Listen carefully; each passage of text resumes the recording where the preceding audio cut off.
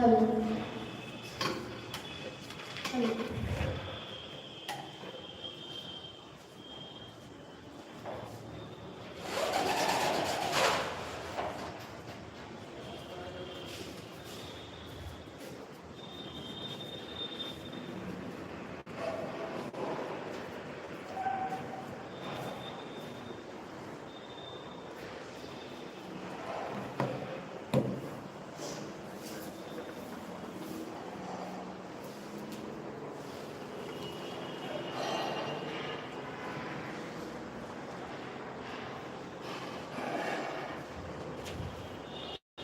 नमो अरहन्ताणं नमो सिद्धाणं नमो आयर्याणं नमो वज्रायाणं नमो स्तवसां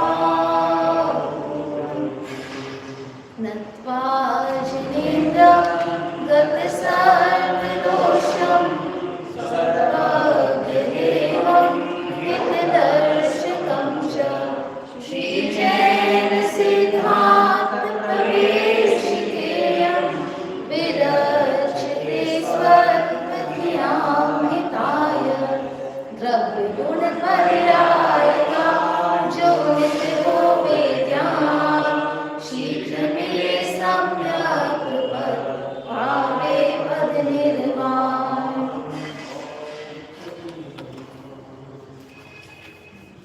ज्ञान का प्रकरण चल रहा है जिसके अंतर्गत मति ज्ञान, जिसे बहुत सामान्य ज्ञान कहा जाता है, उस मति ज्ञान में भी कितना काम हो रहा है ये हम देख सकते हैं। शुद्ध ज्ञान तो और विशेष ज्ञान है तो उसमें और कितनी विशेषता होती होगी जब सामान्य मति ज्ञान में ही इतनी विशेषता पूर्वक हम वस्तु को जान पा रहे हैं। इसकी चर्चा हमारी चल रही है। मति ज्ञान के भेदों की चर्चा में साम्यवहारिक प्रत्यक्ष और परोक्ष इस प्रकार से दो भेद किए गए। जब इंद्रिय और मन के द्वारा साक्षात किसी वस्तु का मति ज्ञान के द्वारा ज्ञान होता है तो वह उसे साम्यवहारिक प्रत्यक्ष कहा गया, तथा प्रत्यक्ष में देखी हुई वस्तु का कालांतर में परोक्ष रूप से उसका ज्ञान करना वह परोक्ष ज्ञान कहलाता है। ऐसे परोक्ष ज्ञान के चार भेद किए गए: स्मृति, प्रत्यभिज्ञान, तर्क और अनुमान। और ऐसे मति ज्ञान के भी अन्य मति ज्ञान के प्रोसेस में हम देखते हैं चार स्टेप थे: अवग्रह, ईहा, आवाय और धारणा। धारणा के बाद ही जो हमारा ज्ञान है, तो धारणा तक जो ज्ञान है उस ज्ञान तक हमारा जो ज्ञान है वो कालांतर तक हम विस्मरण ना कर सके, इस प्रकार का जो ज्ञान है वो हमें हो जाता है। ऐसी जो चर्चा है हमारी चल रही है। इसमें देखिए एक चर्चा जो हमारी आई थी स्मृति, प्रत्यक्ष और परोक्ष ज्ञान की। तो प्रत्यक्ष किसे कहते हैं और परोक्ष किसे कहते हैं? परोक्ष ज्ञान मतलब किसे कहते हैं? नहीं, यहाँ तो मति ज्ञान के ही प्रत्यक्ष और परोक्ष भेद किए है ना, और परोक्ष का है। तो प्रत्यक्ष का मतलब क्या है और परोक्ष का मतलब क्या है? हाँ, देखने के बाद जो हाँ, सामान्य से जैसे पारिभाषिक शब्दों में अगर उसको हम थोड़ा समझें तो जिस ज्ञान में पर की अपेक्षा हो उस ज्ञान को तो क्या कहेंगे? परोक्ष ज्ञान कहेंगे। और जिस ज्ञान में पर की अपेक्षा ना हो ऐसे ज्ञान को क्या कहेंगे? ऐसे ज्ञान को प्रत्यक्ष ज्ञान कहेंगे। देखिए जैसे स्मृति ज्ञान था, तो स्मृति ज्ञान को कौन से पर ज्ञान की अपेक्षा थी? इंद्रिय और मन की अपेक्षा थी। प्रत्यभिज्ञान को किसकी अपेक्षा थी? इंद्रिय, मन और स्मृति की।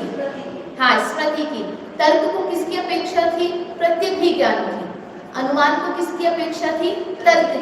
मतलब और आगे के पूरे लगेंगे, स्मृति, प्रत्यभिज्ञान, तर्क की। तर्क को स्मृति और प्रत्यभिज्ञान की, प्रत्यभिज्ञान को स्मृति की, क्योंकि इन सभी ज्ञानों को पूर्व के ज्ञानों की अपेक्षा लग रही है, इसलिए इनको क्या कहा गया है? परोक्ष ज्ञान कहा गया है। लेकिन जब मति ज्ञान के द्वारा चक्षु और इंद्रिय और मन के द्वारा साक्षात वस्तु को सामने देखा जा रहा है किसी अन्य ज्ञान की अपेक्षा नहीं लग रही है, इसलिए उसे साम्यवहारिक प्रत्यक्ष कहा गया। अब इसी को अगर हम उस प्रकरण के माध्यम से समझे जहां मति ज्ञान और शुद्ध ज्ञान को तो परोक्ष कहा गया है और अवधि ज्ञान, मनः परिज्ञान, केवल ज्ञान को प्रत्यक्ष ज्ञान कहा है, तो वहां पे मति ज्ञान और शुद्ध ज्ञान को परोक्ष क्यों कहा गया? क्योंकि इंद्रिय और मन की अपेक्षा। परोक्ष ज्ञान का मतलब क्या है? जहां पर की अपेक्षा लगे वो परोक्ष ज्ञान है। तो मति ज्ञान और शुद्ध ज्ञान को किसकी अपेक्षा लग रही है? इंद्रिय और मन की अपेक्षा लग रही है, क्योंकि मति ज्ञान और शुद्ध ज्ञान इंद्रिय मन के बिना नहीं हो सकता है। अच्छा, अगर आत्मा का ज्ञान होता है तो आत्मा का ज्ञान इंद्रिय और मन से होता है या नहीं होता?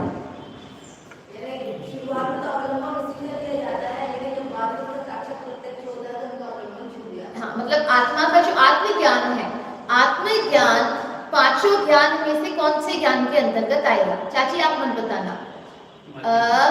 पांचों ज्ञान, आत्मा का जो ज्ञान है वो पांचों ज्ञान में से कौन से ज्ञान के अंतर्गत आता है? नहीं तो फिर तो मुनिराजों को भी आत्मा का ज्ञान नहीं हो पाएगा, सभी दृष्टि जीवों को भी आत्मा का ज्ञान नहीं हो पाएगा। हाँ, नहीं, सामान्य ज्ञान नहीं, पांचों ज्ञान में से कोई ना कोई ज्ञान तो होगा ही, उसके अलावा तो कोई ज्ञान हो नहीं सकता। मति ज्ञान और शुद्ध ज्ञान, वो भी मति ज्ञान, सामान्य से तो मति ज्ञान के अंतर्गत, फिर उसके विशेष आप जो जान रहे हैं वो शुद्ध ज्ञान के अंतर्गत आता है। तो अब यहाँ पे कहा मति ज्ञान तो है परोक्ष ज्ञान जो इंद्रिय और मन की सहायता से होता है, लेकिन आत्मा के ज्ञान को भी मति ज्ञान के अंतर्गत रखा गया। तो आत्मा का ज्ञान इंद्रिय मन की अपेक्षा से हो रहा है कि नहीं हो रहा? तो कह रहे हैं आप डायरेक्ट आत्मा को जब जानने जाएंगे तो आप बिना इंद्रिय मन की सहायता के बिना नहीं जान सकते। थोड़ा बहुत तो पहले आपको इंद्रिय मन की सहायता से उसके स्वरूप को समझना ही पड़ेगा। तो वह जो स्वरूप हम समझ रहे हैं वो किसके माध्यम से समझ रहे हैं? मति ज्ञान, इंद्रिय और मन की सहायता से। जो अभी हम आत्मा के स्वरूप को जान रहे हैं, द्रव्य गुण पर्याय को हम जान रहे हैं, कौन सी ज्ञान के अंतर्गत आ रहा है? मति ज्ञान, शुद्ध ज्ञान के अंतर्गत आ रहा है। कोई जीव ऐसा नहीं होगा कि बिना चक्षु, बिना इंद्रिय और मन के उसने ना तो आत्मा के बारे में सुना ना पढ़ा और डायरेक्ट वो क्या हो गया, सीधे उसने आत्मा को जान लिया। तो ऐसा नहीं होता है। इसलिए हमारे शायद वितराग विज्ञान में उपयोग वाला चैप्टर आता है, तो उस उपयोग के चैप्टर में मति ज्ञान की दो परिभाषाएं आती हैं।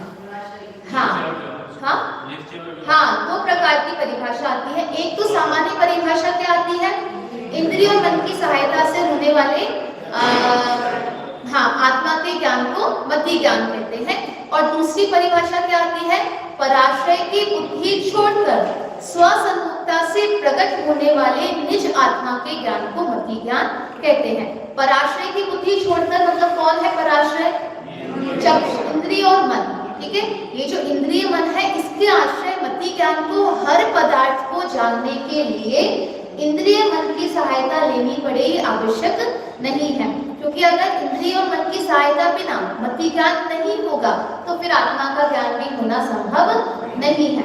तो पराश्रय की बुद्धि छोड़कर स्वसन्मुखता से, क्योंकि वह जो ज्ञान है वो अपने ओर ही उन्मुख होगा और उससे ही जब उसको, सीधी सी बात है, जब आप जिस पदार्थ की ओर उन्मुख होते हैं उस पदार्थ का ज्ञान हमको होता है, ठीक है। मतलब जहां पर हमने अर्थस्येव तदनुमुक्तया ऐसे करके सूत्र आता है हमारे परीक्षा मुख में कि किसी पदार्थ का ज्ञान कैसे होता है कि जब आप उस पदार्थ की ओर उन्मुख होते हैं। उन्मुख होने का मतलब क्या है? दृष्टि करते हैं, लेकिन हर ज्ञान तो दृष्टि से नहीं होता, बाकी भी इंद्रियां हैं। तो दृष्टि का मतलब है उपयोग लगाना, जिस पदार्थ की ओर आपका उपयोग लगेगा। जैसे अभी यहाँ पे कक्षा चल रही है तो जरूरी नहीं है कि सभी सुन रहे हों।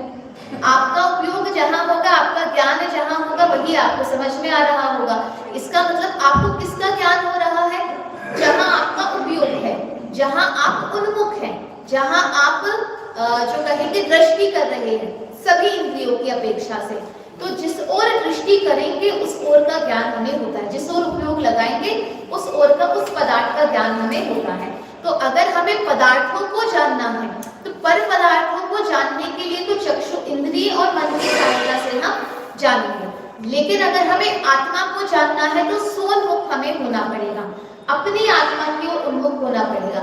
और आत्मा की ओर उन्मुख होने के लिए हमें ना तो इंद्रियों की आवश्यकता है और ना ही मन की आवश्यकता है। स्वोन्मुख्या प्रतिभासनम स्वस्य व्यवसाय, वहां पे बोला है कि स्वस्य व्यवसाय, स्व का निर्णय कैसे होता है, स्व का आत्मा का ज्ञान कैसे होता है। तो सिंपल सी बात, स्वोन्मुख्या प्रतिभासनम, अपनी ओर उन्मुख होकर अपनी ओर दृष्टि करने पर जो प्रतिभासन होगा, जो ज्ञान होगा, जो दिखाई देगा, दिखाई देगा मतलब अनुभव में आएगा, बस वही क्या है, वही स्व का निर्णय है। अब अगर कोई पूछे कि हमें आत्मा का ज्ञान क्यों नहीं हो रहा, क्योंकि हमारा ध्यान वहां पर नहीं है, हमारा उपयोग वहां पर नहीं है, हमारी जो उन्मुखता होनी चाहिए, जो दृष्टि हमारी उस ओर होनी चाहिए, क्योंकि दृष्टि वहां तक नहीं गई है इसलिए उसका ज्ञान हमें नहीं हो रहा। जैसे कहीं पर कोई चीज रखी हो, कोई चीज हमको किसी व्यक्ति को दिखानी हो, तो कहते ना देखो वहां पे देखो वो दिखाई दे रहा है लाल रंग का, तो उसकी दृष्टि वहां पर है, लेकिन कई बार होता है उसको दिखाई नहीं देता। हमें कोई चिड़िया दिखानी है, प्लेन दिखाना है, पेड़ दिखाना है, तो कहेंगे देखो वो रख वहां है, उस बिल्डिंग के पीछे है, वो व्हाइट कलर का है, लेकिन वो दृष्टि भी वहां दे रहा है, लेकिन उसको उसका ज्ञान नहीं हो पा रहा। क्यों? क्योंकि जिस जगह पे दृष्टि आनी चाहिए उस जगह पे उसकी दृष्टि नहीं है। उस दिशा में तो है, लेकिन जो वस्तु है मतलब जो विशेष वस्तु है, उस विशेष वस्तु पर जो पर्टिकुलर चीज है उस पर उसकी दृष्टि नहीं जा रही है, इसलिए उसको दिखाई नहीं दे रहा। हम कह रहे देखो हमारे बिल्कुल उंगली के सीध में सामने ही तो रखा है, दिखाई क्यों नहीं दे रहा है? तो क्यों नहीं दिखाई दे रहा? दृष्टि भी है लेकिन फिर भी उस ओर उन्मुखता नहीं होने से वो दिखाई नहीं देता। हमारी दिशा तो आत्मा के ज्ञान की ओर जा रही है, लेकिन जिस ओर दृष्टि होनी चाहिए, जिस जगह पर दृष्टि टिकनी चाहिए, उस जगह पर हमारी उन्मुखता, हमारा उपयोग टिका नहीं है, इसलिए आत्मा का ज्ञान हमें नहीं हो पा रहा है। तो मति ज्ञान में दोनों चीजें हम समझेंगे कि मति ज्ञान जब इंद्रिय मन की सहायता का अवलंबन लेता है, इंद्रिय मन का अवलंबन जब वह लेगा तो वह ज्ञान किस कोटि में जाएगा? परोक्ष ज्ञान के अंतर्गत जाएगा। लेकिन जब वही मति ज्ञान स्व का ज्ञान कर रहा है, अपनी आत्मा का ज्ञान कर रहा है, तो वह मति ज्ञान वह भी प्रत्यक्ष के अंतर्गत ही जाएगा। अब जब हम प्रत्यक्ष और परोक्ष की चर्चा करते हैं तो कई बार हमें लगता है कि परोक्ष ज्ञान मतलब झूठा ज्ञान, सत्य ज्ञान नहीं है। तो ऐसा नहीं है, प्रमाण के ही तो भेद है, प्रत्यक्ष और परोक्ष। मतलब परोक्ष ज्ञान भी क्या है? प्रमाण ज्ञान है। प्रमाण के ही दो भेद है, जिसमें कहा ना तत्प्रमाणे आद्य परोक्षम प्रत्यक्षम अन्यत्। तो तत्प्रमाणे ये जो ज्ञान है, ये पांचों के पांचों ज्ञान कैसे हैं? प्रमाण ज्ञान होते हैं। तो फिर प्रमाण ज्ञान का मतलब क्या है? प्रमाण ज्ञान मतलब जैसा वस्तु का स्वरूप है उस रूप ही जानना, वह प्रमाण ज्ञान है। यहाँ पे प्रमाण ज्ञान सम्यक ज्ञान वाला प्रमाण ज्ञान नहीं है। जैसे हमने माइक को माइक जाना, ये कैसा ज्ञान है? ये हमारा प्रमाण ज्ञान है। ये कौन सा ज्ञान है पांचों ज्ञान में से? मतिश्रुत ज्ञान है। मतिश्रुत ज्ञान क्यों परोक्ष ज्ञान क्यों है? क्योंकि इंद्रिय और मन की सहायता से हुआ है, इसलिए उसको परोक्ष ज्ञान के अंतर्गत लिया गया है। अगर अवधि मना परे ज्ञान के माध्यम से जानते तो वह, या केवल ज्ञान के माध्यम से जानते तो वह हमारे प्रत्यक्ष ज्ञान के अंतर्गत आता। देखिए दो परोक्ष और प्रत्यक्ष में दो शब्द आते हैं। जैसे परोक्ष में है पर अक्ष और प्रत्यक्ष में है प्रति अक्ष। तो अक्ष शब्द आता है दोनों ही शब्दों में, और अक्ष शब्द का अर्थ क्या होता है? इंद्रिय भी होता है और आत्मा भी होता है। ठीक है, परोक्ष में अक्ष शब्द जो है वो इंद्रिय के अर्थ में भी प्रयोग होता है और आत्मा के अर्थ में भी प्रयोग होता है। अक्ष अगर आत्मा के अर्थ में लेंगे तो वहां कहेंगे प्रति अक्ष, आत्मा के प्रति, आत्मा के माध्यम से जो ज्ञान हो रहा है वो कौन सा ज्ञान है? वो प्रत्यक्ष ज्ञान है। और आत्मा के अतिरिक्त अन्य पर वस्तु के अवलंबन से जो ज्ञान हो रहा है वो कैसा ज्ञान है? परोक्ष ज्ञान है, जो कि मति ज्ञान और शुद्ध ज्ञान है। अब जब हम मति ज्ञान को प्रत्यक्ष ज्ञान के अंतर्गत लेते हैं, जैसे यहाँ पे साम्यवहारिक प्रत्यक्ष कहा, तो वहां पे प्रत्यक्ष में अक्ष शब्द का अर्थ क्या हो जाएगा? इंद्रिय। कि जो इंद्रियों के माध्यम से हो रहा है, मतलब साक्षात इंद्रियों के माध्यम से। अब ये अक्ष में इंद्रिय अर्थ कैसे निकलती है, तो जैसे आत्मा अपना स्वामी होता है, इस ऐसे ही इंद्रियां भी स्वयं की स्वामी होती है, इसलिए उनको भी अक्ष शब्द से माना जाता है, प्रयुक्त किया जाता है। अपनी स्वामी कैसे होती है कि जो चक्षु इंद्रिय है, तो चक्षु इंद्रिय अपनी खुद की स्वामी है, मतलब वो अपना काम करेगी, अन्य किसी का काम नहीं करेगी। जो जब आप किसी के सेवक होते हो तो आप किसी और का काम करते हो, अगर आप स्वयं ही स्वामी हो तो आपको किसी का काम करने की आवश्यकता नहीं है।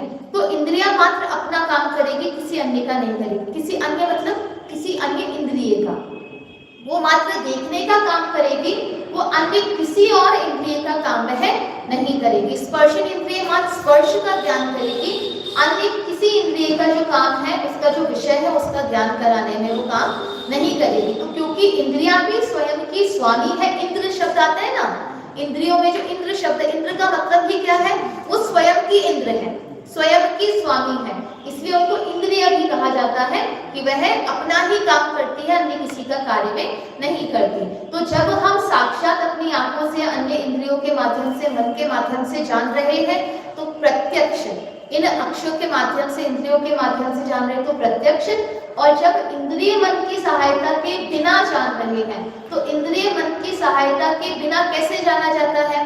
तो जो स्मृति, प्रत्यभिज्ञान, ज्ञान, तर्क, अनुमान जो हमने देखा, इसमें यद्यपि इंद्रिय मन काम कर रही है, लेकिन पूर्व में जो देखा हुआ था वह भी कार्य कर रहा है। उससे पूर्व में देखे हुए और जाने में इंद्रिय मन अभी काम नहीं कर रही।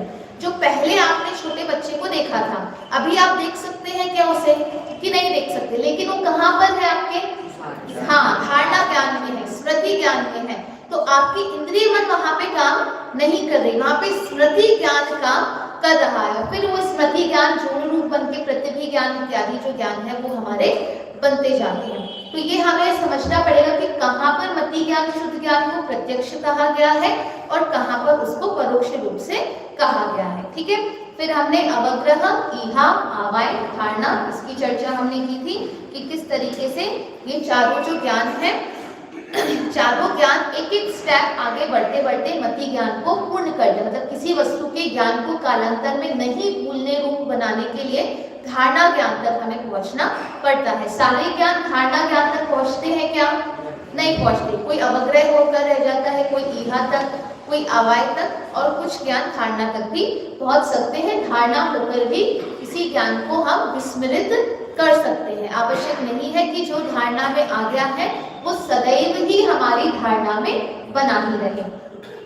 यहाँ तक की हमारी बात हो गई थी। अब हमें 94 नंबर के प्रश्न से हमें प्रारंभ करना है, जहाँ पर मति ज्ञान के विषयभूत पदार्थों के भेदों की चर्चा यहाँ पे आई है। तो यहाँ पे कहते हैं मति ज्ञान जब किसी पदार्थ को जानता है तो कैसे पदार्थों को जानता है, उन पदार्थों को उन्होंने दो प्रकार से विभाजित किया है। मति ज्ञान के विषयभूत पदार्थों के कितने भेद हैं? तो मति ज्ञान के विषयभूत पदार्थों के दो भेद हैं, व्यक्त और अव्यक्त। व्यक्त मतलब है जब किसी पदार्थ का स्पष्ट ज्ञान आपको हो जाए तो वह ज्ञान कैसा है? व्यक्त ज्ञान है। और जब किसी पदार्थ का स्पष्ट ज्ञान आपको ना हो सके उसको हम क्या कहेंगे? उसको हम अव्यक्त ज्ञान कहते हैं। जैसे कोई ध्वनि आई और हमें आवाज तो आई है लेकिन हम पहचान नहीं पाए कि किस चीज की वह आवाज थी, तो वह ज्ञान होते हुए भी कैसा रहा? अस्पष्ट रहा। किसी ने कुछ दूर से बोला तो ये तो समझ में आया कि उन्होंने कुछ बोला है, लेकिन क्या बोला है ये समझ में नहीं आया। किसी ने बोला हम आवाज दे रहे थे, हमने तुमको बुलाया, तुमने सुना नहीं, तो बोले आवाज तो कुछ आ रही थी लेकिन क्या बोल रहे थे ये समझ में नहीं आया। तो जो समझ में नहीं आया वो क्यों नहीं था? स्पष्ट नहीं था। और जो स्पष्ट नहीं है वही कैसा है? अव्यक्त है। और जब आपको पूरा अच्छे से समझ में आ गया है तो कैसा ज्ञान हो जाता है?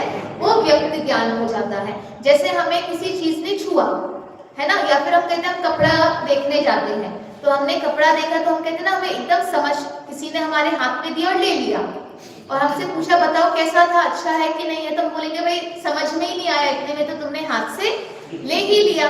तो यद्यपि उसने हमको छुआ है लेकिन फिर भी हमें उसका ज्ञान व्यक्त नहीं हो पाया। व्यक्त मतलब स्पष्ट हमको वह नहीं हो पाया। तो ऐसा ज्ञान किस में चला गया? अव्यक्त में वह चला गया है। जैसे रसना इंद्रिय के हम समझते हैं कि रसना इंद्रिय में हमने किसी चीज को हमने आपसे कहा टेस्ट करो, और आपने थोड़ी सी चीज हमने दे दी आपको, लेकिन आपको उसमें कुछ समझ ही नहीं आया कि वह मीठा था कि खट्टा था कि नमक कम था, तो वो लोग खाया तो पर समझ में नहीं आया है। तो ये ज्ञान कैसा हुआ? अव्यक्त हुआ। किसी ने हमको बोला कि देखो इसमें से खराब तो नहीं हो गया, सुनकर बताओ, तो ऐसे हमारी नाक के सामने रखा और तुरंत हटा लिया, तो हल्की सी गंध तो आई, लेकिन ऐसी नहीं आई कि हम स्पष्ट बता सके कि अच्छा था कि बुरा था। आजकल ऐसे बहुत सारे प्रोग्राम्स वगैरह होते हैं, तो गेम्स वगैरह होते हैं जिसमें आपको है ना ऐसे कोई चीज आपको स्मेल कराई जाती है आंखें बंद करा के, और फिर आपसे कहते हैं कि बताओ क्या है, कौन सी चीज है ये, तो आपको उसको बताना पड़ता है। तो आपके सामने रखा और आपने सूंघा, लेकिन आपको समझ में नहीं आया कि किस चीज की ये स्मेल है या गंध है। तो वह ज्ञान तो आपको हुआ लेकिन व्यक्त नहीं हो पाया। फिर ऐसे ही कुछ गेम्स होते हैं जिसमें बॉक्सेस में कुछ कुछ रख देते हैं और आपको हाथ डालना है और पील करके बताना है कि उसमें क्या चीज है। तो आप पील भी कर रहे हो, मतलब बहुत सारे टाइप के अनाज रख देंगे मान लीजिए, तो आप पील भी कर पा रहे हैं लेकिन बता नहीं पा रहे हैं कि वो क्या चीज है। आप ये भी बता पा रहे हैं कि भाई थोड़ा सा कड़क है कि छोटा है कि बड़ा है, लेकिन वह आपको व्यक्त नहीं हो पा रहा है। तो अस्पष्ट होने से ये सारे ज्ञान किसके अंदर चले जाते हैं? अव्यक्त के अंदर। और जब किसी चीज का एकदम अच्छे से ज्ञान हो जाता है, स्पष्ट ज्ञान हो जाता है, तो वह ज्ञान किसमें आता है? वह व्यक्त ज्ञान के अंतर्गत आता है। तो मति ज्ञान के विषयभूत पदार्थों के दो भेद हैं, व्यक्त और अव्यक्त।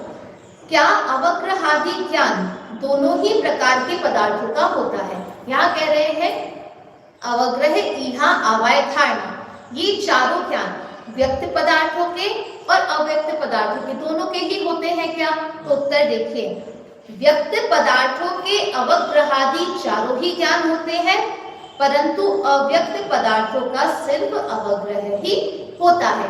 क्यों होता है अवग्रह ही? क्योंकि यहाँ तक शंका वाले क्वेश्चन तक पहुंच ही नहीं पाते। क्योंकि जैसे अभी हमने कोई चीज स्मेल की, तो हम कह रहे हैं अच्छी है या बुरी, हम बता ही नहीं पा रहे हैं कि ये अच्छी है या बुरी है। ये कहाँ तक जाते? यहाँ तक जाते। लेकिन मात्र गंध आई और अच्छे बुरे तक के निर्णय तक या कहे शंका तक भी हम नहीं पहुंच पाए हैं, तो यहाँ तक ही नहीं गए। और जब यहाँ नहीं हुआ तो आवाय धारणा तक भी नहीं पहुंच पाते हैं। जब हमने टेस्ट किया तो हमने कहा बताओ नमक कम है या ज्यादा है, तो नमक कम है या ज्यादा है का ज्ञान कौन करता? ईहा करती। ईहा के अंदर ही संदेह रूप ज्ञान होता है ना कि भाई ये दोनों कम शक्कर है कि ज्यादा शक्कर है, कम नमक है कि ज्यादा है, तीखा है कि नहीं है, इसका निर्णय करने के लिए ही ईहा ज्ञान कार्य करती है। लेकिन आप जब उसको स्पष्ट जान ही नहीं पाए तो आप ईहा तक भी कैसे पहुंच पाएंगे? तभी तो आप नहीं बता पा रहे ना कि खट्टा है कि नहीं है, मीठा है कि नहीं है, गर्म है कि नहीं है, ठंडा है कि नहीं है, जो भी हमारे इंद्रियों के माध्यम से व्यक्त नहीं हो पाया है। तो इसलिए वो वाले ज्ञान कहाँ तक सीमित रह जाते हैं? अवग्रह तक ही सीमित रह जाते हैं। कौन से ज्ञान? अव्यक्त ज्ञान। जो अव्यक्त ज्ञान है वो मात्र अवग्रह तक ही सीमित रहते हैं, और जो व्यक्त ज्ञान है उनमें चारों ज्ञान हो सकते हैं। व्यक्त में भी चारों तक पहुंचे ये आवश्यक नहीं है, लेकिन व्यक्त पदार्थों के ज्ञान में पॉसिबिलिटी धारणा ज्ञान तक पहुंचने की होती है। मतलब अगर व्यक्त पदार्थ को हमने जाना है तो उसका अवग्रह, ईहा, आवाय, धारणा किए जा सकते हैं। हो सकता है अवग्रह तक छूट जाए, ईहा तक छूट जाए, आवाय तक हो जाए, लेकिन कहाँ तक पहुंच सकता है? वो धारणा तक पहुंच सकता है। लेकिन अव्यक्त पदार्थ का ज्ञान कहाँ तक पहुंचेगा? मात्र अवग्रह तक ही पहुंचेगा, उसके आगे वह बढ़ ही नहीं पाएगा। ठीक है, तो व्यक्त पदार्थों के अवग्रहादि चारों ही ज्ञान होते हैं, परंतु अव्यक्त पदार्थों का सिर्फ क्या होता है? अवग्रह ही होता है, क्योंकि अवग्रह के भी दो भेद हैं, अर्थावग्रह और व्यंजनावग्रह। अर्थावग्रह का मतलब ही क्या होता है? जो स्पष्ट पदार्थों का ज्ञान है वो अर्थावग्रह है। जिसे हमने व्यक्त पदार्थ कहे हैं ना, जो व्यक्त पदार्थों का ज्ञान होता है, जो अवग्रह, ईहा, आवाय, धारणा तक पहुंच सकता है, ऐसे ऐसे अवग्रह ज्ञान को क्या कहा गया है? अर्थावग्रह। ठीक है। और जो ज्ञान जो ज्ञान अस्पष्ट होता है, अव्यक्त होता है, जो मात्र अवग्रह तक ही सीमित होता है, ऐसे ज्ञान को क्या कहते हैं? व्यंजनावग्रह। ठीक है। दो प्रकार के अवग्रह कौन से हुए? अर्थावग्रह और व्यंजनावग्रह। अर्थावग्रह कहाँ तक पहुंच सकता है? धारणा ज्ञान तक पहुंच सकता है। व्यंजनावग्रह कहाँ तक पहुंचता है? अवग्रह तक ही पहुंचता है। अर्थावग्रह कैसा ज्ञान होता है? स्पष्ट ज्ञान होता है, व्यक्त ज्ञान होता है। व्यंजनावग्रह कैसा होता है? अस्पष्ट ज्ञान होता है, अव्यक्त ज्ञान होता है। और भेद क्या है इसको अभी हम देखते हैं। अर्थावग्रह किसे कहते हैं? व्यक्त पदार्थों के अवग्रह को अर्थावग्रह कहते हैं। मतलब पदार्थों का जब हमें स्पष्ट ज्ञान हो गया है ऐसे, और इनको अवग्रह के नाम से ही क्यों लिया गया है? क्योंकि जैसे अभी हमने आपको बताया, मतलब अर्थावग्रह और व्यंजनावग्रह, क्योंकि दोनों ही पदार्थों में ज्ञान अवग्रह तक तो पहुंच ही रहा है ना। यहाँ तक तो व्यंजनावग्रह है, अवाय तक और धारणा तक नहीं पहुंच रहा, लेकिन दोनों ज्ञान कहाँ तक पहुंच रहे हैं? हाँ, अवग्रह तक पहुंच रहे हैं। इसलिए अवग्रह के दो भेद करें, अर्थावग्रह और व्यंजनावग्रह। अर्थावग्रह अवग्रह के बाद यहाँ अवाय धारणा तक जा सकता है, लेकिन व्यंजनावग्रह का जो अवग्रह ज्ञान है वो उसके आगे नहीं जाएगा। इसीलिए अवग्रह के ज्ञान के माध्यम से उसके दो भेद यहाँ पे किए गए हैं। देखिए, व्यंजनावग्रह किसे कहा? अव्यक्त पदार्थों के अवग्रह को व्यंजनावग्रह कहते हैं। ठीक है। अव्यक्त पदार्थों का जो ज्ञान है जो अवग्रह तक ही सीमित रहता है वो व्यंजनावग्रह है। अर्थावग्रह की तरह क्या व्यंजनावग्रह भी सभी इंद्रियों और मन द्वारा होता है? अब यहाँ कहते हैं अर्थावग्रह तो किसके माध्यम से जान रहे हैं? चक इंद्रिय और मन के माध्यम से, पांचों इंद्रिय और मन के माध्यम से अर्थावग्रह होता है। लेकिन व्यंजनावग्रह किसके माध्यम से होता है? तो कहते हैं नहीं, व्यंजनावग्रह चक्षु और मन को छोड़कर शेष सब इंद्रियों द्वारा होता है। ठीक है। इसको थोड़ा सा हम समझते हैं। अर्थावग्रह जो होता है जिसमें स्पष्ट ज्ञान हमें हो रहा है, ये पांचों इंद्रियों के माध्यम से और मन के माध्यम से हो सकता है। ठीक है।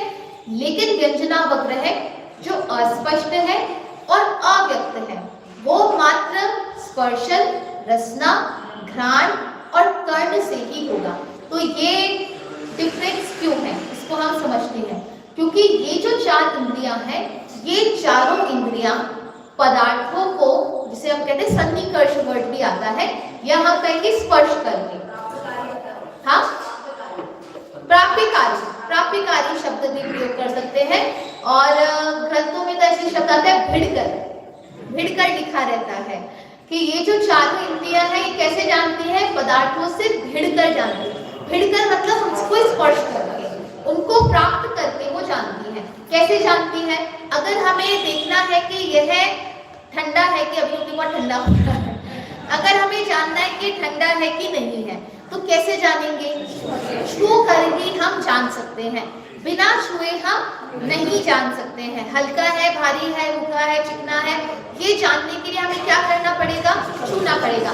मतलब स्पर्शन इंद्रिय ने उस पदार्थ को प्राप्त किया है, प्राप्त करके वे उसका ज्ञान कर पा रहे हैं, जिसे कहेंगे भिड़कर। भिड़ना मतलब एकदम भिड़ना नहीं, टच करने के अर्थ में। हाँ, तो टच करके या भिड़कर या सन्निकर्ष शब्द आता है या प्राप्यकारी शब्द आता है, ऐसे करके स्पर्शन इंद्रिय ने ज्ञान किया। अब रसना इंद्रिय का ज्ञान है। हमारे सामने भोजन रखा हुआ है, कैसा है कब जान पाएंगे?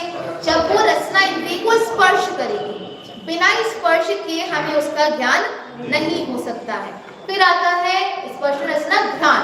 तो घ्राण के लिए कहा जाता है वो जो सुगंध है ना, वो जो हवा है, उस हवा को, मतलब ये तो साइंस में भी ऐसे होते हैं कि हमारे नोज में नॉस्ट्रल हेयर्स होते हैं, है ना, वो नॉस्ट्रल हेयर्स से जब हवा टच होती है तो वो टच होने से हमें गंध का ज्ञान होता है। जब तक हमें वो टच नहीं होगी, हमारे नाक के जो हेयर्स हैं उनसे वो स्पर्शित नहीं होगी, तब तक हमें उसका ज्ञान नहीं हो पाता है। तो वो भी क्या हुआ? स्पर्श होकर ही उसका ज्ञान प्राप्त करके ही उसका ज्ञान हुआ है। फिर आती है बात कर्ण इंद्रिय की। तो कर्ण इंद्रिय भी कैसी होती है, हमने भाषा वर्गणा में हमने समझा था कि भाषा वर्गणा में ये शब्द होते हैं वो किससे बने होते हैं, भाषा वर्गणा से बने होते हैं, मतलब पुद्गल वर्गणाएं हैं। ये पुद्गल वर्गणा भी, उसके लिए भी इंग्लिश में मतलब साइंस में वर्ड आता है ईयर ड्रम्स, कान का पर्दा। मतलब वो जो शब्द है वो कहाँ तक जाने चाहिए, वो कान के पर्दे को। और ड्रम शब्द भी क्यों यूज किया, क्योंकि ड्रम पे भी जब टच होता है तब आवाज आती है। मतलब हमने उसको ड्रम जो ढोलक इत्यादि होते हैं उनको जब हम थाप देते हैं तो टच किए बिना उसमें से आवाज नहीं आएगी। ऐसे ही जो शब्द होते हैं वो हमारे कान के पर्दे को जब छूते हैं तब आवाज आती है। इसलिए कहते हैं ना कान का पर्दा फट जाता है तो छू ही नहीं पा रहे हैं, जो शब्द है उसको टच नहीं कर पा रहे हैं, इसलिए आवाज भी जो है उसको सुनाई भी नहीं देता है। तो ये जितनी चारों इंद्रियां होती हैं ये प्राप्यकारी होती है, मतलब ये वस्तु को स्पर्श करके ही जानती है। लेकिन चक्षु इंद्रिय जो होती है वो प्राप्यकारी नहीं होती। चक्षु इंद्रिय किसी चीज को जानने के लिए छू नहीं रही है, मतलब उसको सन्निकट होना, उसके लिए उसको स्पर्श करने की आवश्यकता नहीं है। और मन तो वैसे भी स्पर्श करता ही नहीं है। तो क्योंकि ये प्राप्यकारी नहीं होती, इसलिए इनके माध्यम से जो ज्ञान होगा वो व्यक्त ही होता है। इनके माध्यम से जो जानेंगे वो कैसा ज्ञान होगा, वो व्यक्त ज्ञान ही होगा।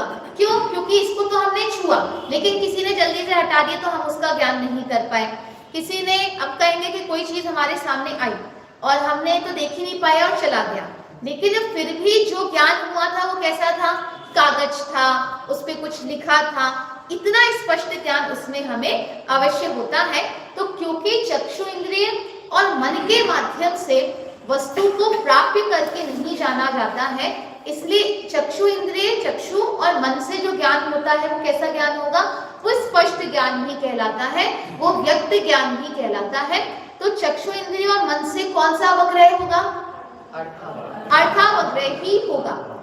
चक्षु इंद्रिय से अगर टच करके जानने जाएंगे तो बचेगी नहीं इंद्रिय। हाँ,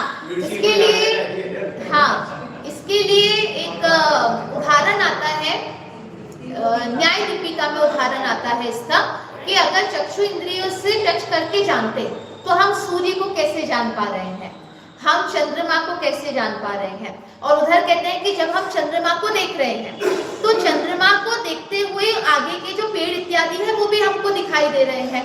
तो एक ही वस्तु एक समय में इतनी सारी वस्तुओं को क्या कहेंगे, स्पर्श करके कैसे जान रही है। तो हाँ, इसलिए कहा है कि इसका मतलब चक्षु इंद्रिय जो होती है वो प्राप्यकारी नहीं होती है, वो अप्राप्यकारी ही होती है। फिर वहाँ पे जो साइंस के माध्यम से ऐसा लॉजिक वो लगाते हैं कि उनसे जो प्रकाश आता है वो प्रकाश जो मतलब प्रत्येक वस्तु से जो प्रकाश आता है उस प्रकाश के माध्यम से जो ज्ञान है वो होता है। लेकिन अगर प्रकाश के माध्यम से ज्ञान होता तो अंधेरे का ज्ञान कैसे होता। अंधेरे को भी तो हम जान रहे हैं, लेकिन उस अंधेरे का ज्ञान प्रकाश के कारण नहीं हो रहा, प्रकाश नहीं होने के कारण हो रहा है। फिर वहां पे 2-3 उदाहरण भी दिए कि प्रकाश के कारण ही अगर ज्ञान होता तो प्रकाश के होने पर ज्ञान होता ही होता और प्रकाश के नहीं होने पर ज्ञान नहीं होता। लेकिन कई बार ऐसा होता है कि प्रकाश के होते हुए भी ज्ञान नहीं होता है और प्रकाश के नहीं होते हुए भी ज्ञान होता है। तो वहां पे वो वाला उदाहरण देते हैं, घना अंधकार है कि सुई से भी वो छेदा नहीं जा सकता, लेकिन फिर भी मुझे मेरी भार्या का जो चेहरा है वो स्पष्ट दिखाई दे रहा है। तो वो दोनों चीजों के लिए है। कई अन्य दर्शन जो है वो मानते हैं पदार्थ के होने पर ही ज्ञान होता है और प्रकाश के होने पर ही ज्ञान होता है। तो कहते हैं यहाँ ना तो भार्या है, मतलब पदार्थ नहीं है, लेकिन फिर भी ज्ञान हो रहा है, और प्रकाश भी नहीं है फिर भी ज्ञान हो रहा है। इसका मतलब पदार्थ और प्रकाश से ज्ञान नहीं होता है, अपने क्षोभशम लक्षण की योग्यता से जो है वो ज्ञान होता है। चलिए, अभी जो हम बात कर रहे थे अर्थावग्रह और व्यंजनावग्रह की, तो अर्थावग्रह कितनी इंद्रियों से होगा?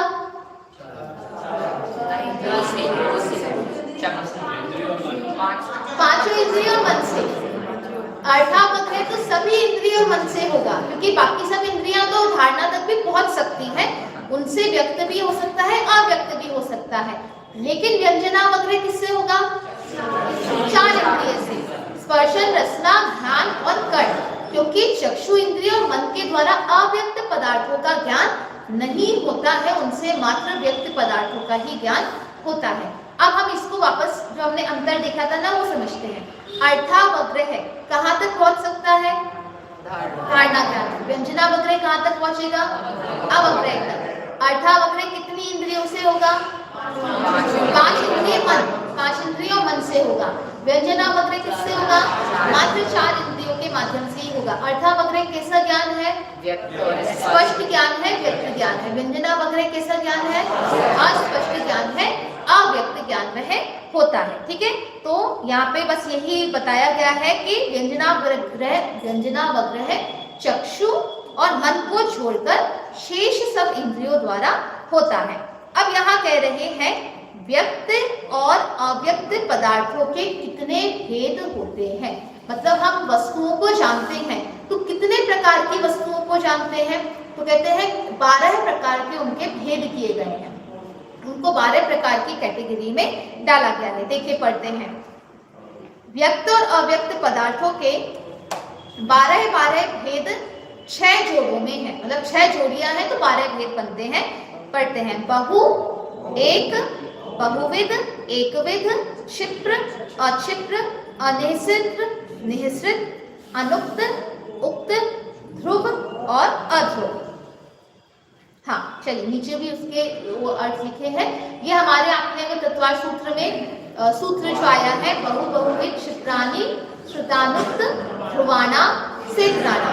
ये 6 शब्द है और उनके इतर, तो उनकी जोड़ी फिर ऐसे 12 जो जोड़ी है वो बन जाती है। अब इसको समझते हैं कि ये 12 प्रकार के जो व्यक्त अव्यक्त पदार्थों को जानने के विषय हैं वो कैसे होते हैं। तो बहु का मतलब है बहुत पदार्थ। अनेक पदार्थों को जो हम जानते हैं वो किसमें आता है? बहु। मतलब हम एक साथ कितने पदार्थों को जान रहे हैं? अभी बहुत सारे पदार्थों को जान रहे हैं। जीव को भी जान रहे हैं, पुद्गल को भी हम जान रहे हैं। जीव भी अलग अलग प्रकार के हैं, पुद्गल भी अलग अलग प्रकार के हैं। तो हम सब वस्तुओं को हम जान रहे हैं। ये बहुत या अनेक के अंतर्गत आ रहा है। ये कौन सा ज्ञान है ये? हम नहीं, ये कौन से ज्ञान में आ रहा है? व्यक्त ज्ञान कौन सा ज्ञान है? ये दोनों है, व्यक्त और अव्यक्त दोनों के भेद है ना। ये देखो यहाँ लिखा है व्यक्त और अव्यक्त पदार्थों के 12 भेद हैं। मतलब ये जो बहुत प्रकार की वस्तुओं को जान रहे हैं, ये बहुत प्रकार की वस्तु व्यक्त भी हो सकती है और अव्यक्त भी हो सकती है। ये दोनों ही जो वस्तु ये मति ज्ञान के अंतर्गत आ रही है। मतलब मति ज्ञान के विषय है ये। बहु मतलब बहुत या अनेक पदार्थ को जानना, ये बहु है। अब कहते हैं एक पदार्थ को जानना। हम सिर्फ टेबल को जान रहे हैं अभी, तो ये कैसा हुआ? एक पदार्थ को जानना। ये एक पदार्थ का, ये एक विषय हमारे मति ज्ञान का बनता है। फिर आता है बहुविध। बहुविध मतलब जब आप सामान्य से बहुत सारी वस्तुओं को जान रहे हैं तो बहु के अंदर आ गया। लेकिन जब आप उनको भिन्न भिन्न समझ के उसको जान रहे हैं, कि जैसे इसका उदाहरण जैसे ज्यादातर अनाज के साथ ही दिया जाता है कि आपने बहुत सारे अनाज को आपने देखा तो बहु के अंतर्गत आ गया है। आप किराने की दुकान पे गए तो आपने देखा बहुत सारे अनाज है। अब आप उसमें अलग अलग प्रकार कर पा रहे हैं। ये गेहूं है, ये दाल है, ये चावल है। तो आपने कैसे जाना? बहुत विध, अलग अलग विध मतलब प्रकार, कि बहुत प्रकार के अनाज वहां पर आपको दिखाई दे रहे हैं। तो किसके अंदर आया? बहुविध में। अब आप क्या लेने आए थे? आप लेने आए थे गेहूं। तो आपने सिर्फ क्या देखा? गेहूं देखा। लेकिन गेहूं कितने प्रकार का देखा?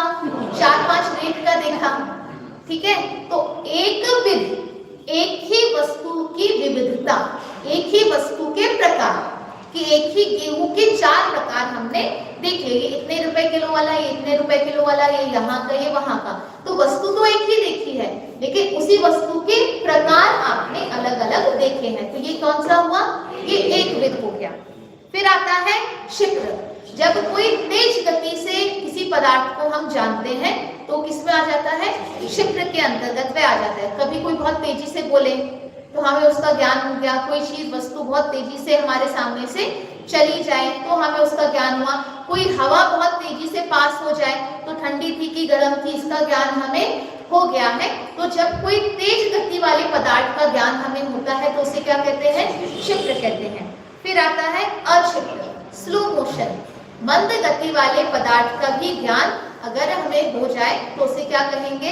उसे क्षिप्र कहते हैं, अक्षिप्र हमें कहते हैं। जैसे आप देखोगे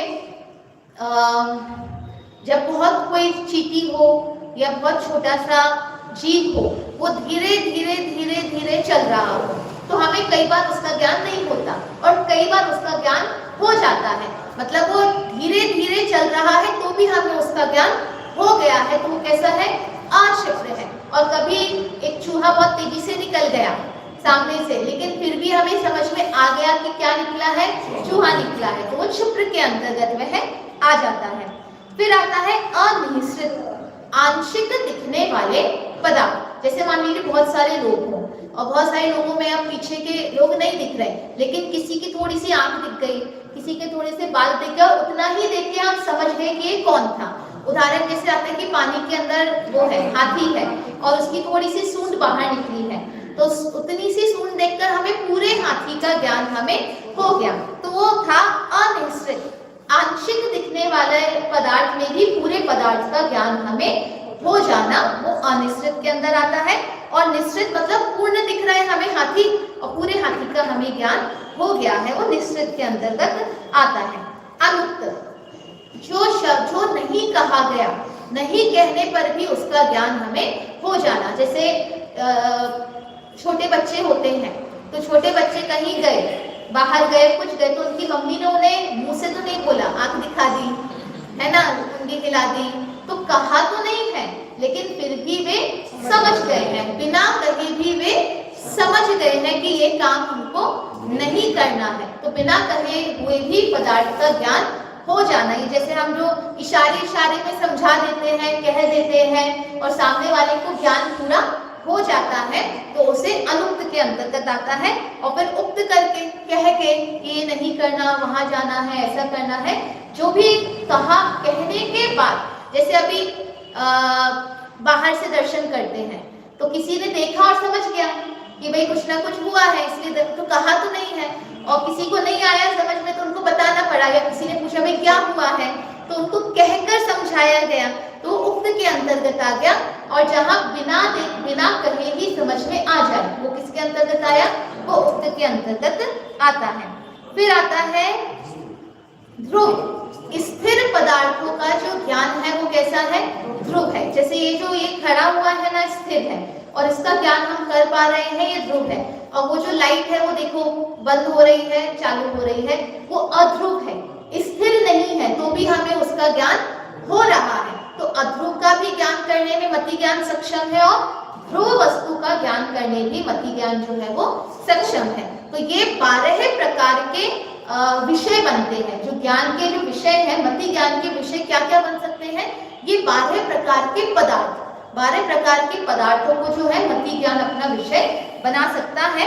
और इसी 12 प्रकार के पदार्थों को जब हम इंद्रिय, मन, अर्थावग्रह, व्यंजनावग्रह के साथ मिलाते हैं तो फिर हमारे मति ज्ञान के 336 भेद बनते हैं। अब ये कैसे बनते हैं ये आपको कल होमवर्क में आपको करके लाना है।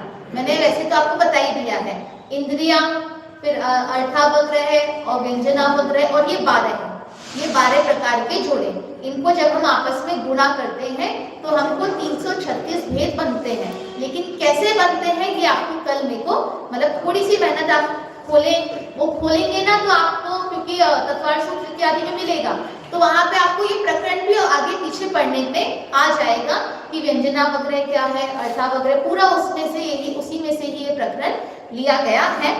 तो यहाँ तक हम आज छोड़ते हैं। कल हम शुद्ध ज्ञान की जो है शुद्ध ज्ञान प्रारंभ करेंगे और कल हमारे 100 प्रश्न हो जाएंगे। और 100 प्रश्न के बाद हमने आपसे कहा था हम आपका एक परीक्षा लेंगे, एक एग्जाम हम लेंगे, तो आपको 1 वीक का टाइम दिया जाएगा। मतलब अगले मंडे ले सकते हैं, 24 तारीख का पड़ेगा। अगर सभी तैयार हो, कल हमारी कितनी तारीख है? 18, 19, तो 19, 20, 21, 22, 23 5 दिन है हमारे पास, और कल के बाद हम जो 100 प्रश्न है उनका रिवीजन करेंगे। ठीक है, कि किस प्रकार के प्रश्न हम पूछ सकते हैं, उस प्रकार से ये हम रिवीजन करेंगे। 2 ही दिन मिलेंगे शायद, क्योंकि सैटरडे संडे तो रहेगी नहीं, तो इन 2 दिनों में हम रिवीजन करेंगे, बाकी मेहनत आप करेंगे। और फिर हम, और बहुत ज्यादा रिटन नहीं रहेगा, जो एग्जाम रहेगा वो बहुत ज्यादा लिखने वाला नहीं रहेगा, फिल इन द ब्लैंक्स वाला, टिक द मार्क वाला, और जोड़ी बनाओ वाला, और हाँ या नहीं वाला, इस टाइप के रहेंगे। एक आध क्वेश्चन अगर रहा तो छोटा सा 3-4 लाइन का हम देंगे, बाकी हमारे सिंपल ज्यादा लिखने वाला नहीं रहेगा। तो आप सब तैयारी करके लाएंगे, ठीक है। पहले मुझे बता दीजिए कितने लोग परीक्षा देने में इच्छुक हैं, मतलब 2-3 ही हो तो फिर क्यों इतनी मेहनत की जाएगी। हाँ, पुरुष वर्ग में सब देंगे, जितने अभी यहाँ बैठे हैं वो सब परीक्षा देंगे, ठीक है। हाँ, और हमारी जो गोष्ठी है वह भी इसी विषय पर है, द्रव्य गुण पर्याय पर। तो उसी के आधार पर जो विषय है वह भी आप तैयार कर सकते हैं, समझ सकते हैं। और अगले मंडे को हमारी परीक्षा रहेगी, ठीक है। चलिए, हाँ, ऑब्जेक्टिव ही रहेंगे, जैसे आपके इसके आते हैं ना वैसे ही रहेंगे, उसी प्रकार। हाँ,